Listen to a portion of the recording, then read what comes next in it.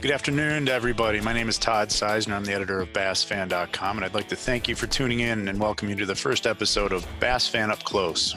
With the lack of bass tournaments we've had to cover in recent weeks, it's forced us to get creative. So this concept is actually something I thought about for a few years now. I've interviewed a bunch of pros for a project, and my initial plan was to write about it in article form. And the idea stemmed from my sheer curiosity about what particular days over the course of a long career stuck out in their minds. Was it the final day of a tournament they won, or a day from a particular local derby years ago that helped propel their career forward?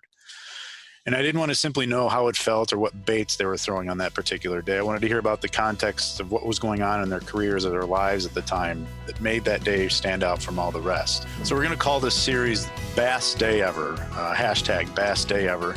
We want you to participate right along with the conversation. We want to hear all about your most memorable day on the water, tournament or otherwise.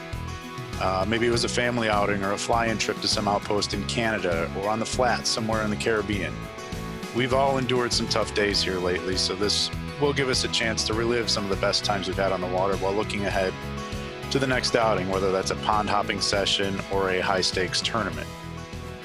So enough with all this build up. I think you get the gist of what I'm talking about, so let's get this going. All right, so to kick things off, we've connected with Jared Lintner. Jared currently fishes the Bass Pro Tour, and prior to that, he was an Elite Series angler from 2006 to 2018. Before that, he delivered milk, fished the regional trails on the West Coast. You can view all of his stats and profile information over at our BassFan Angler profile page. Jared is nice enough to join us from his home in Arroyo Grande, California. I want to first off thank you for agreeing to do this and being our guinea pig for this first installment in the Bass Day Ever series. First of all, I hope you and your family are managing to stay well and busy during these unprecedented times. I'd be remiss if I didn't ask how the Lintner family is holding up nowadays. Everybody's good. My son's here from Boise State because they closed the campus and obviously online school. My youngest son, he's 12, and he played, he worked all off season working on baseball and stuff, and he improved a lot, and he played one game, and that was it. So now he's been fishing with me a few times, and he's doing online school, and we're just doing that kind of stuff. And I'm doing a bunch of videos, and Carrie's just making everything she possibly can. Zucchini bread, cookies. We're Traegering every day. So well, I've got to say that the mustache is looking good. So props to you on not letting yourself go during this hiatus. Yeah. So when I kind of conjured this idea, we were at a media junket. I recall we got into a backwater with some slop, and it was a fun little session there, catching some fish. Yeah. And just, telling stories through the course of that time. And you took me back to the fall of 2005, Jared. Specifically, it was day 3 of the Western Open at Clear Lake.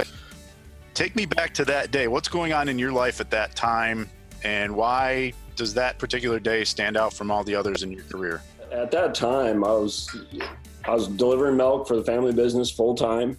Carrie was running a daycare. Basically, I just fished just to fit. I mean, I love tournament fishing so much. I would fish anywhere, team tournaments and stuff. And a friend of mine was like, dude, you should fish the Western Opens, who knows how long you're going to be around. And I was like, well, let me see. And I had a good event at the Delta. I got a nice check. I think I got 7th. Mm-hmm. That was the first one of the Opens. And then the next one was Clear Lake. And I loved Clear Lake. I mean, I would go up there. I remember I would deliver milk 3 or 4 days straight. And I would leave as soon as I got off the route, drive up to Clear Lake and fish for 2 days, drive back, get in the milk truck. I learned a lot about Clear Lake over, 5 or 6, 8 years. And it was like my favorite lake in the country, still is. And, going into practice there, it was the fall. It was mid-October. And everybody knows, that Clear Lake is kind of like any grass lake. The lipless crankbait bite, topwater bites, things like that is where it excels. And back then it was like, a 16 to 18 pound bag was good. Mm-hmm. Anything over 20 pounds was really good. So I remember in practice, I'd found 3 or 4 groups of fish just in little tiny kind of isolated grass patches, like, Mhm. you know, between docks, out in front of docks. And this was before Garmin Live Scope and all the, you know, where it's easy to find that stuff now. But back Right. then you had to basically just throw a freaking crankbait till your arm fell off and mark the grass. I mean, Right. I remember I didn't even have GPS on my boat. Like I think I had one unit on my console. So I'd found these areas and I'd mark them. I'd be like, okay, it's that tree with that dock and about 100 yards out. That's where that grass is at. I mean, that's how rough it was. Yeah. I had caught, I don't know, I think like 15, 16 pounds first day, 14, I think the second day. And going into the last day, I was sitting in like 25th. Back then it used to be top 35. Had an opportunity to fish the last day. Okay. Fish the third day of the Open. So I was way back, like 12 pounds back off the lead, you know. Yep. I'm like, dude, this is not good. And back then I had a really good buddy named Greg McCosker, and a bunch of us would stay at his house. It was over there in Lakeport. Dude, we got back to his house, and I remember it was like ripping wind. Like the storm was coming in, and this is before cell phones. So this is after day 2, right? This is after day 2, yeah. Yeah, So, okay. And the wind there usually always blows kind of off the ocean. So it'd be like a northwestern wind. Okay. What happened is this storm was blowing up out of the south end. And I was fishing the north end of the lake, and the north end of the lakes are just a big bowl. And when it blows out of the south, it just rolls like, you know, 5 to 6, 7 foot waves crashing into that, I guess it would be the northern banks. Right. And it's shallow anyway. So I'm sitting there and I mean, it is ripping wind, you know, and I'm like, dude, all my stuff is trashed. Everybody that was up there is trashed. A bunch of guys were doing well up in that area. And I'm thinking, dude, all that grass, I mean, it's going to be a disaster out there, like that. Right. And so I sat there in my boat and I'm like, I ain't going south. I mean, I didn't practice down there. I don't know what's going on. I remember I told Greg, I said, dude, I'm going to tie up a black buzz bait. I'm going to tie up a black and blue jig. I'm going to leave that, you know, my lipless crankbait on, but I'm just going to go whatever. I mean, I'm in 25th, you know, if I Nothing to lose. do well, if I do well, you know, I'll get a check. If I move up a couple spots, I'm good. And I go out there. I remember they call my number and I was looking out ahead of me and like only like one boat went to the north. And I'm like, this is weird, you know? And of course I get up there and it's just blown out like mud. I mean, it was bad. Right. You know, and I drew Chris Zaldane. This is funny. Okay. I drew Chris Zaldane as my non-boater for the last day. Go figure. And I was like, look, dude, I'm going to go fish the north. And I don't know what's going to happen. I said, I'm going to throw a buzz bait till like 9:30, 10:30, something like that. I'm just going to stand on it. You do whatever you want. I had some bites on this and little red square bill back then. And I'm just throwing my buzz bait. Yep. And he's freaking wrecking them. Like he's catching them. I'm like, dude, I can't win with those fish, you know. Right. I mean, they're like 3.5 pounders, and he's wrecking them, and I hadn't even had a bite. Yep. Finally, I catch like a 4.5, 5 pounder on my buzzbait, right? Yep. I'm like, all right. I'm like, that's good. All right, cool. And I remember he's calling, he's still calling, he's catching them. And I remember I go, dude, there's this one tree just from the past when the water got muddy. There's this one tree in this little tule bend. It kind of just stuck out kind of perpendicular to it, to the reed line. You don't catch them off there when it's clear. Well, you probably could now that we know about, you know, Nico rigging and, you know. Right. I didn't know at all back then. Yeah. So this water got muddy, so I go, dude, I'm going to go hit this tree. So I run up there, and I'm flipping my big black and blue jig, catch like a 5-pounder. I'm like, dang, man, all right, cool. You know? And I'm thinking, this is pretty cool, you know, and I'm going down through the stretch. I'm still throwing my buzz bait, and it's kind of late in the afternoon.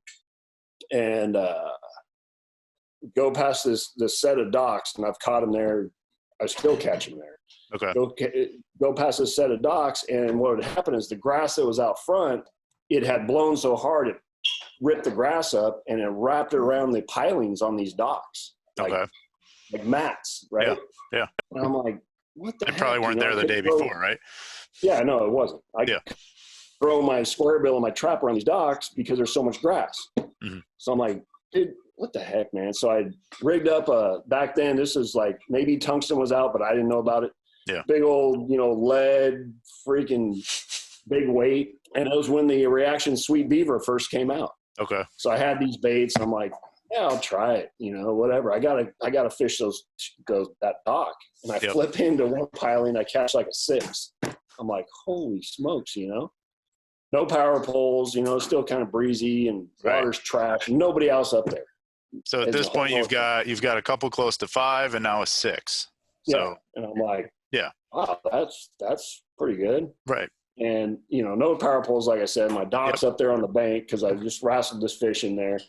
I fix my stuff and I go back up to the dock and I flip on the next piling and I catch like a 6.5, 7. And I'm like, what's happening? Like I'm pumped up, dirty, right? And I'm like, okay, I know what to do. And I do that, got a limit, and Chris had a nice bag. I don't know. I think he caught like 18 pounds or something. Okay. I mean, good bag, right? Yeah. So we go to weigh in and I'm in the first flight because they did reverse. Like the guy that was leading it would weigh in last. Right. For their whole award ceremony kind of thing. So you were 25th after day 2 and you probably figured, okay, I'll just, let me get this done and get out of here, right? Yeah, man. So I was excited. I had a good day. I had a couple of nice fish to hold up on the stage, and I thought, all this. So I go in there and I weigh in my fish, and I had like 22 something. Nice bags, but I didn't know how bad it was for everybody else. Mm-hmm. Right back then, I talked to like John Murray. Skeet was too big to talk to me. Imagine that. Now he talks to me. But, I just knew my little circle of friends and that was it. I didn't, it wasn't my intention to fish professionally.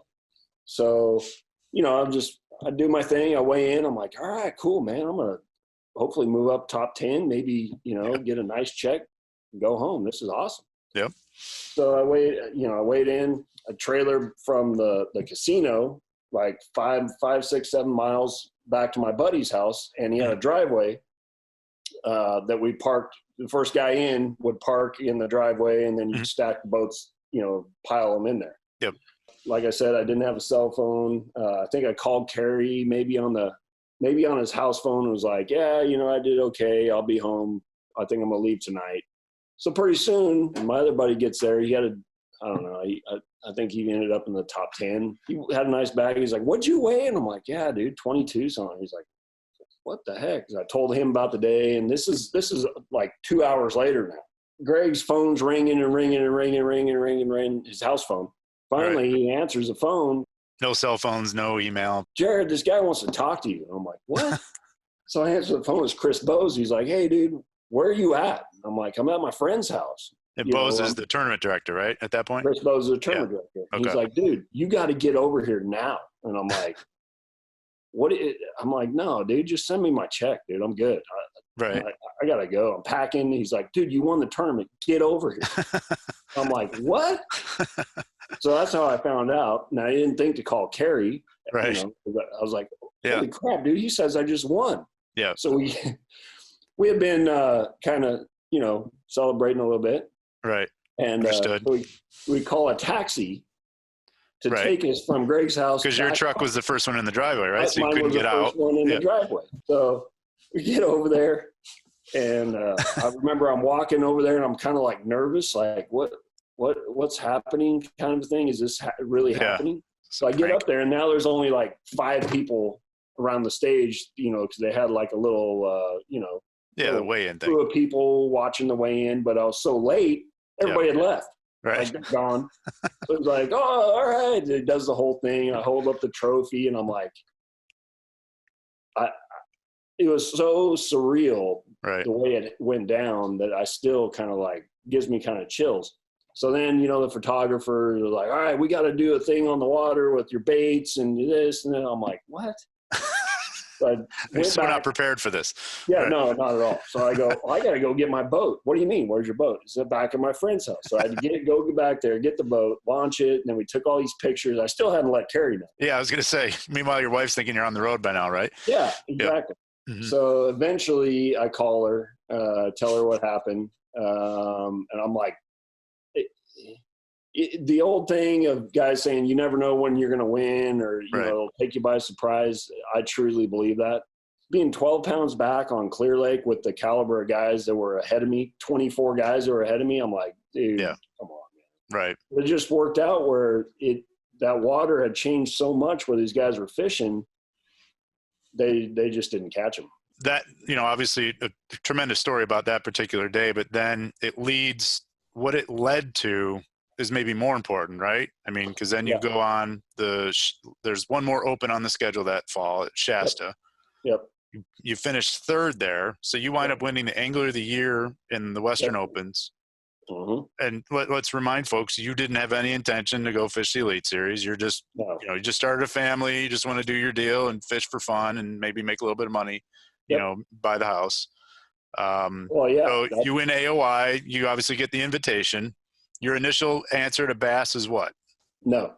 Okay. I mean, when I got the invitation, I remember Carrie and I, you know, we had our other house because, when I won that Open, before I got home the next day, she already went and looked at a house and somewhat put a deposit down. Somewhat? Okay. And I'm like, okay, I just won like 50 grand. Now it's gone. Like, what just happened? Yep. So anyway, we ended up buying that house. Okay. And we get the invitation, and I'm like, what the heck is this, man? You know, and I'm like, dude, this is pretty cool. You know, I was kind of like, oh. But I was, you know, I'm delivering milk. I got a full-time job. I'd never fished outside of California ever.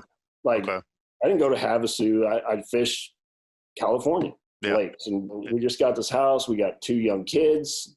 Carrie's working the daycare. Mm-hmm. We got all these bills.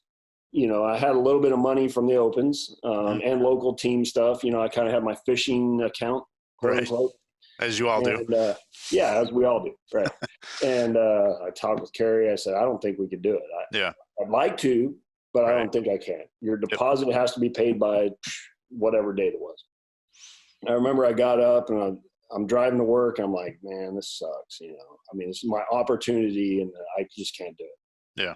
So I come home from work and I had kind of a bad day, I guess. And I'm like, this sucks, you know, I should have just fished and now it's over and I don't know. And she's like, well, I went ahead and paid it, you know, the deposit. I'm like, now I'm mad at her. So she's bought a house behind your back and now she's changed your career without you knowing, basically. Yes. Yeah. So she, you know, she paid that and I'm like, now I'm like freaking out, like, oh my gosh, what am I going to do? Where are we going? You know, I remember I called Skeet and I'm like, dude, so did I screw up? Am I going to be okay out there? I don't know. He's like, dude, just chill out. You're fine. I was associated with Tackle Warehouse at the time because my buddies started it and the whole thing. Yeah. But I mean, my sponsorship honestly was, you know, if you need a couple bags of worms, we can kind of kick those to you. You're fine. You know? Right. There was no contracts, none of that. I didn't have a contract with anybody, and I had no sponsors. I had a little small deal with Ranger, you know, just like anybody could at the time. Right. And I'm thinking, okay, we got, you know, $50,000 in entries. Mm-hmm. Where's that going to come from? Right. I mean, so the fishing fund suffered, but I had a good year that first year, but I think I cashed a check in 8 of 11 tournaments and, you know, had a couple good ones in there. And I was like, this is cool, you know? And really though, even after that year, I was like, that was nice. I mean, I'm glad I did it.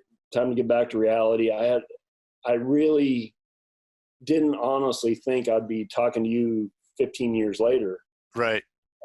Because it just never kind of occurred to me that I could sustain, you know, making a living bass fishing. I mean, it's my passion, but I never envisioned that, Right. and without that day at Clear Lake, I wouldn't be talking to you right now.